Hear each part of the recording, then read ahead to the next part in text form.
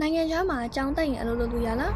တေချာပေါက်ရတာပေါ့စူးစမ်းဖို့ရလူတာမို့ကိုယ့်အညာ support မလုပ်ပေးနိုင်လို့ကိုယ့်ဟာကိုယ်မဲ့တူတဲ့အနေနဲ့ကတော့ဒီနိုင်ငံတွေကိုမဖြစ်မနေသိထားတဲ့ပါတယ်နော်နံပါတ်1 Australia 6ဝမှာရည်တည်ထားတဲ့ Australia နိုင်ငံမှာဆိုတော့ semester အတွင်းနှစ်ပတ်ကို48နာရီအထိတရားဝင် part time job လုပ်လို့ရမှာဖြစ်ပြီး holiday season နဲ့အတွက်ကတော့ working hour မကန့်သတ်ထားပါဘူးနံပါတ်2 Japan မြန်မာ student တွေစုဝင်နေတဲ့ Japan ကိုမေ့ထားဖို့ကတော့မဖြစ်နိုင်ပါဘူးเนาะ semester အတွင်းတစ်ပတ်ကို28နာရီအထိ part time job လုပ်လို့ရပြီး holiday season တွေမှာဆိုတော့တစ်နေ့ကို8နာရီအထိအလုပ်လုပ်ခွင့်ရှိပါတယ်နံပါတ်3ခဏနေတာတတိယနေရာတော့ရေးချက်ပေးထားတာကတော့ student visa နဲ့တစ်ပတ်ကို24နာရီနဲ့ holiday မှာ full time အလုပ်လုပ်ခွင့်ရတဲ့ခဏနေတာပါ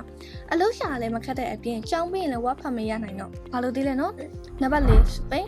တစ်ပတ်ကိုနာရီ30အထိစာတင်အလုပ်လုပ်နိုင်တဲ့ Spain ကိုလည်းခြံထားလို့မရပါဘူးစားတောက်ကုန်လုပ်ငန်းတွေမှာအလုပ်ရဖို့လွယ်ပြီး EU ထဲမှာဆိုရင် living cost တက်တာတွေလည်းပါပါတယ်နံပါတ်5 Malaysia မြန်မာကျောင်းသားတွေအတွက် study cost နဲ့ living cost တက်တာတွေ Malaysia ကလည်းထည့်စဉ်းစားတဲ့နိုင်ငံတစ်ခုပါ student visa နဲ့တစ်ပတ်ကိုအများဆုံးနိုင်20အထိ part time job လုပ်နိုင်ပါတယ်တခုရှိတာကတော့ကိုယ့်အမိမြေမဟုတ်တဲ့အတွက်သူတို့ရဲ့ဘာသာစကားကိုတက်ကြွထားမှရပါမယ်နော် global language ဖြစ်တဲ့ English ကိုစနစ်တကျသင်ယူနေဆိုရင်တော့ offline မှာမြန်မြန်လေးလာဆုံးမလိုက်တော့နော်